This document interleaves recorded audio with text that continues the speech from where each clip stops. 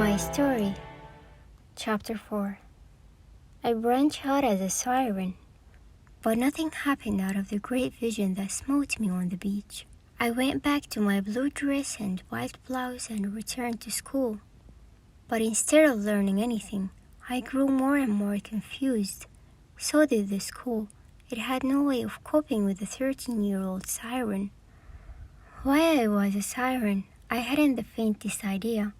There were no thoughts of sex in my head.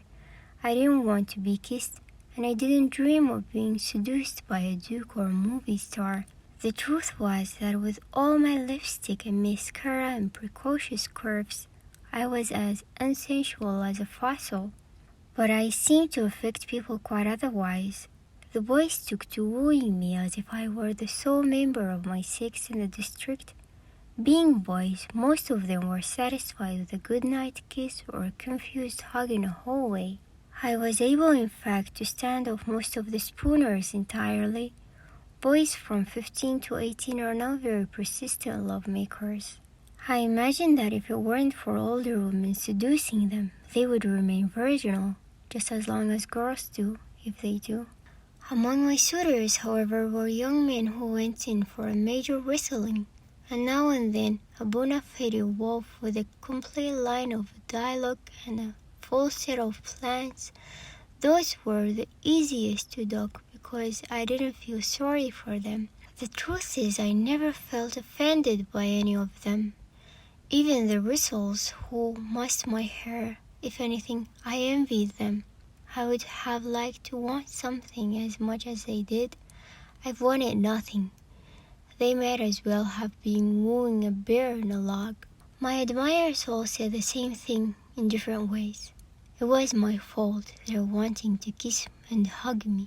Some said it was the way I looked at them with eyes full of passion. Others said it was my voice that lured them on. Still others said I gave them vibrations that floored them. I always felt they were talking about somebody else, not me. It was like being told they were attracted to me because of the diamonds and the rubies. I not only had no passion in me, I didn't even know what it meant. Occasionally, I let one of them kiss me to see if there was anything interesting in the performance. There wasn't.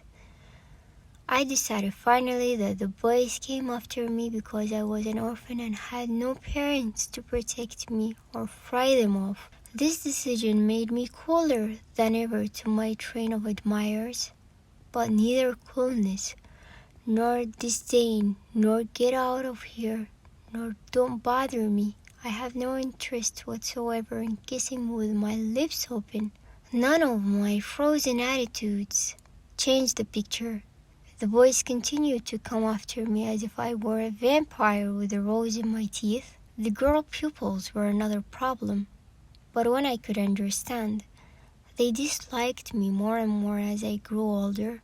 Now instead of being accused of stealing combs, nickels, or necklaces, I was accused of stealing young men. Aunt Grace suggested a solution for my troubles. "You ought to get married," she said. "I'm too young," I said. "I don't think you are," Aunt Grace laughed.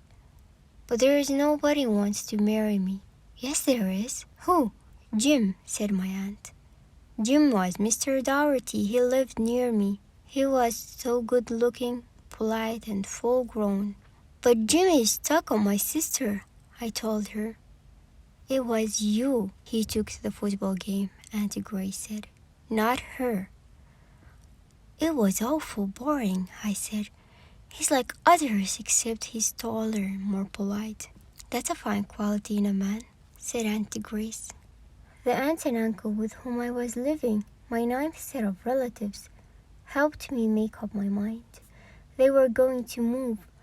This meant I'd have to go back and live in the orphanage till they unloaded me on another family. I married Jim Dougherty. It was like being retired to a zoo. The first effect marriage had on me was to increase my lack of interest in sex. My husband either didn't mind this or wasn't aware of it.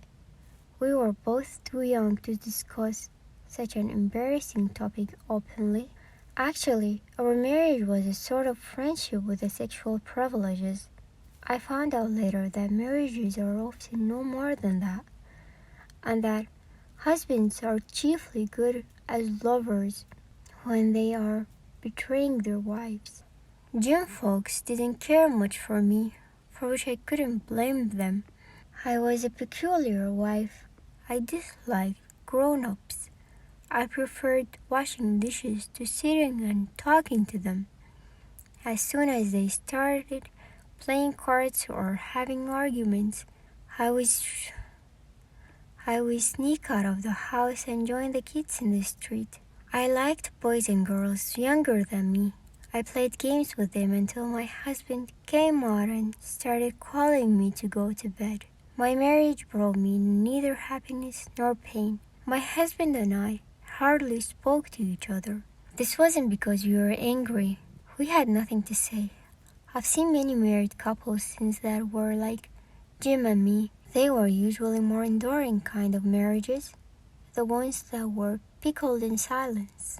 The most important thing my marriage did for me was to end forever my status as orphan.